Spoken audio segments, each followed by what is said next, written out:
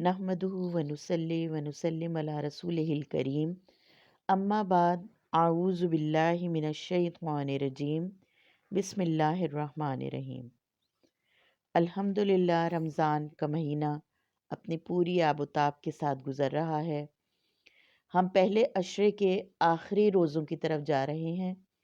अल्लाह ताला से यही दुआ है कि ये चंद अय्याम जो रोज़ों के हमारे गुज़रे हैं, उनमें हमने जो भी इबादत की है, अल्लाह ताला उसको अपने बारगाह रिसालत में कबूल व मंजूर फरमा ले और हमारी दुआओं को अल्लाह पाक कबूलियत का दर्जा अता फरमा दे। अल्लाह ताला हम सब को मुस्तजाबुद दुआ बना दे, हमारी दुआओं को कबूल कर ले। अल्लाह ताला हम सब के गुनाहों को माफ़ फरमा दे, हम सब की मग़फ़िरत कर दे। वो तमाम लोग जो इस दुनिया से गुज़र चुके हैं, अल्लाह ताला उन सब की भी मग़फ़िरत फरमा दे।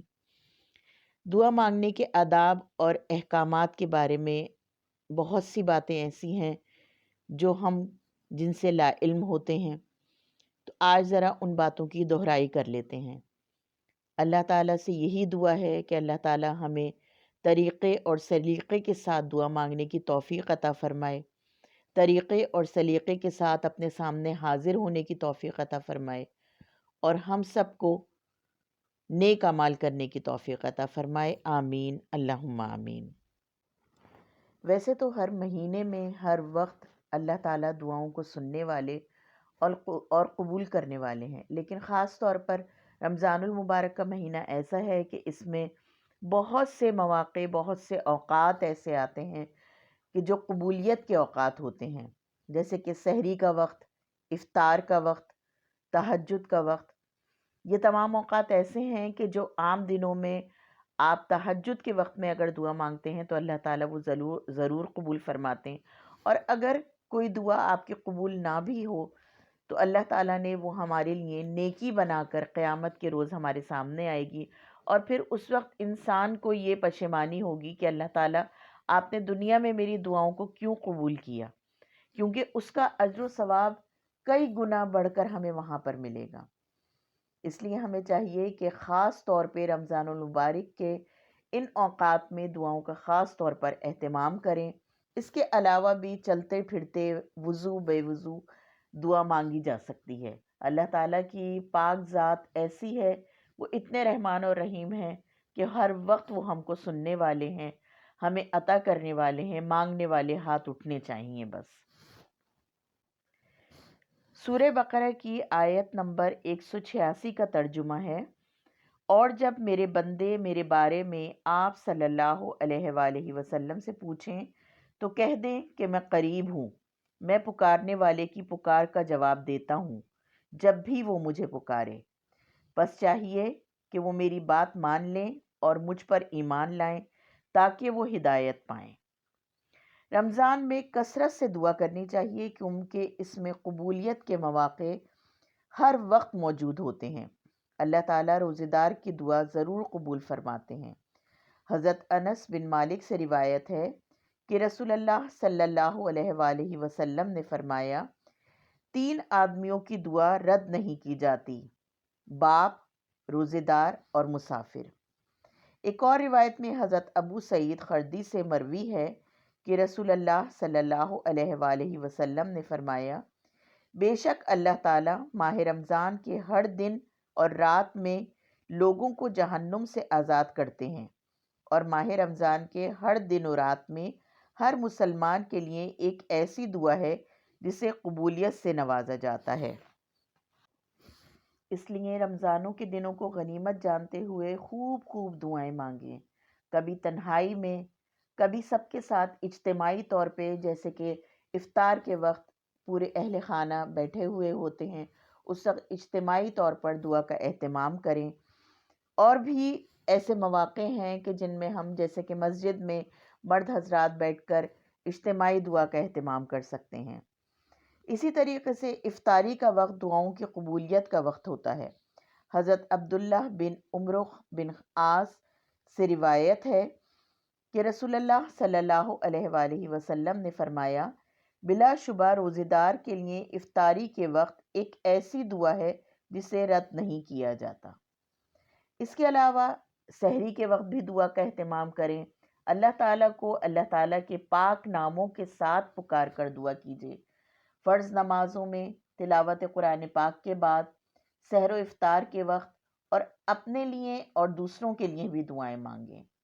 دعاؤں کی کتابیں موجود ہیں، جیسے کہ مناجات مقبول ہے، قرآنی و مسنون دعائیں ہیں، اور اس کے علاوہ آپ جو اپنی ذاتی دعائیں کرتے ہیں ان کو بھی خشوع و خضوع کے ساتھ، پوری توجہ اور اعتقاد کے ساتھ اللہ تعالیٰ سے مانگیں، اور یہ اس یقین کے ساتھ مانگیں کہ اللہ تعالیٰ سننے والے اور قبول کرنے والے ہیں۔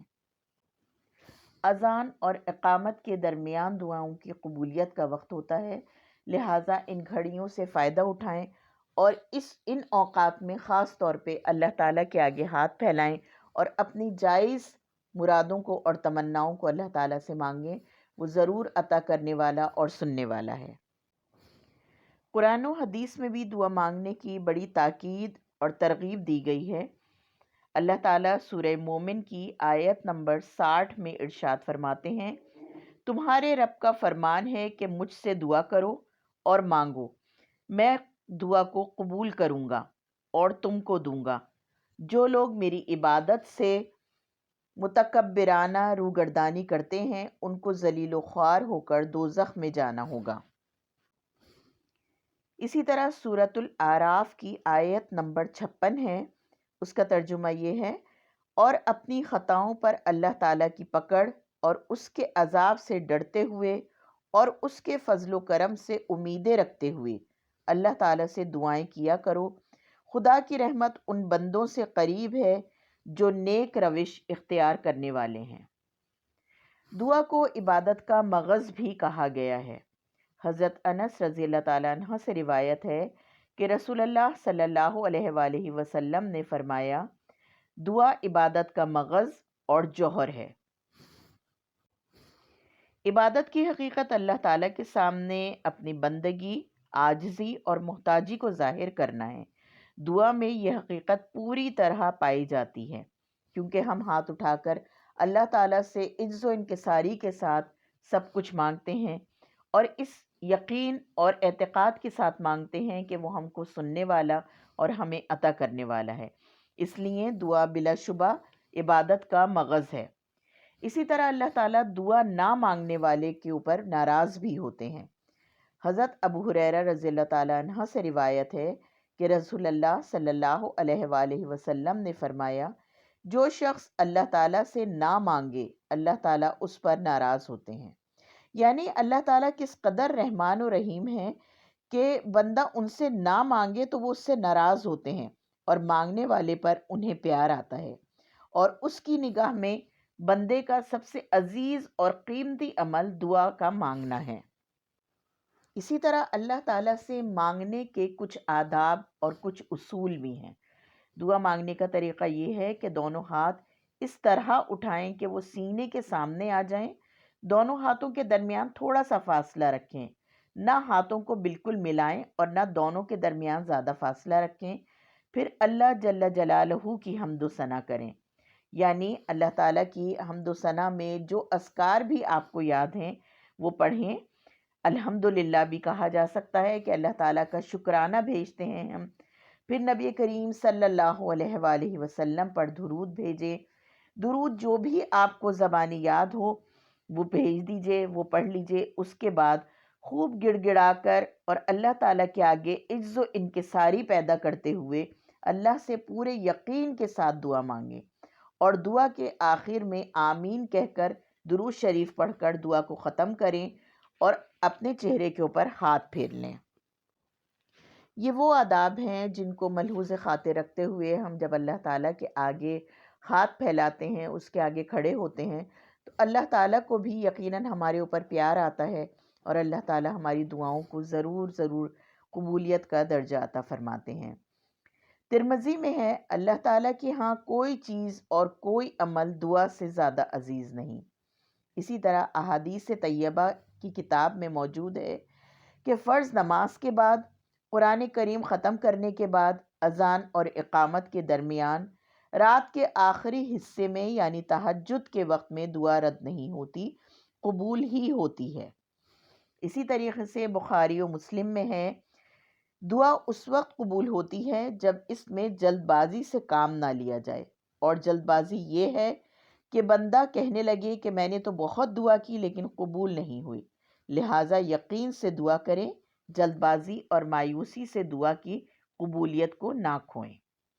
ایک اور جگہ ترمذی میں ہے، جان لیں اور یاد رکھیں کہ اللہ تعالیٰ ایسے شخص کی دعا قبول نہیں کرتے جس کا دل دعا کے وقت اللہ تعالیٰ سے غافل اور بے پرواہ ہو، یعنی کہ اس کے لیے دھیان اور توجہ پوری طور پر ہمارا دعا کی طرف ہونا ضروری ہے۔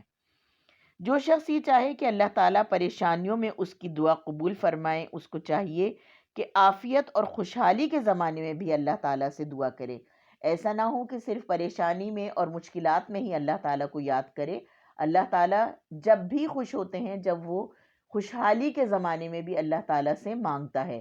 یہ نہ سوچے کہ اللہ تعالیٰ نے سب کچھ عطا کر دیا، اب کیا مانگوں، ایسا ہرگز نہیں ہے۔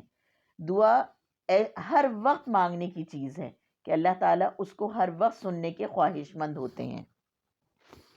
اسی طرح حلال لباس اور حلال غذا کھانے کے بعد دعا ضرور مانگیں، ورنہ حرام لباس میں اور حرام غذا کھانے سے دعا کی قبولیت ختم ہو جاتی ہے۔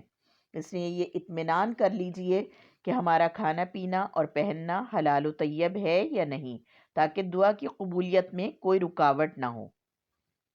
اللہ تعالیٰ کو عافیت سے زیادہ کوئی دعا محبوب نہیں، اس لیے عافیت کی دعا خوب مانگنی چاہیے۔ اور عافیت کا مطلب یہ ہے کہ دنیا و آخرت میں اور ظاہر و باطن کے تمام آفات و بلیات اور مصائب و پریشانی سے سلامتی اور حفاظت کے لیے دعا مانگی جائے۔ جب دوسروں کے لیے دعا کریں تو پہلے اپنے لیے ضرور دعا کریں، پھر اس شخص کے لیے دعا کریں، اور جب دعا کریں تو اس کو کم سے کم 3 مرتبہ دہرائیں۔ یہ حضور صلی اللہ علیہ وآلہ وسلم کی سنت ہے۔ اپنی دعاؤں میں اپنے والدین، اہل و عیال، دوست احباب، عزیز و اقارب اور تمام مسلمانوں کو اس دعا میں شامل کر لیں تو اللہ تعالیٰ بہت خوش ہوتے ہیں اور اس دعا کو ضرور قبول فرماتے ہیں۔ اللہ تعالیٰ سے دعا ہے کہ اللہ تعالیٰ ہمیں دنیا اور آخرت میں ہمارے ساتھ بھلائی کا معاملہ عطا فرمائے، دوزخ کے عذاب سے بچائے۔ اللہ تعالیٰ سرکار دو عالم صلی اللہ علیہ وآلہ وسلم نے آپ سے دنیا اور آخرت کی جتنی بھلائیاں مانگی ہیں وہ سب مجھے بھی عطا فرما دیجئے، اور آپ کو بھی اللہ تعالیٰ آپ کے اوپر بھی ان کی بارش کر دے، اور دنیا اور آخرت کے جتنے شر، فتنے اور برائیوں سے آپ صلی اللہ علیہ وآلہ وسلم نے پناہ مانگی، وہ ان سب سے ہمیں بھی پناہ عطا فرما دیجئے۔ ہماری کامل مغفرت فرما دیجئے اور دنیا و آخرت میں عافیت کاملہ، راحت کاملہ، صحت کاملہ اور حیات طیبہ نصیب فرما دیجئے۔ اللہ تعالیٰ اپنے ذکر کرنے اور نعمتوں پر شکر ادا کرنے والی زبان عطا فرما دیجئے، اور اپنی عبادت کو خوب طریقے سے ادا کرنے کی توفیق عطا فرما دیجئے۔ آمین، اللہم آمین۔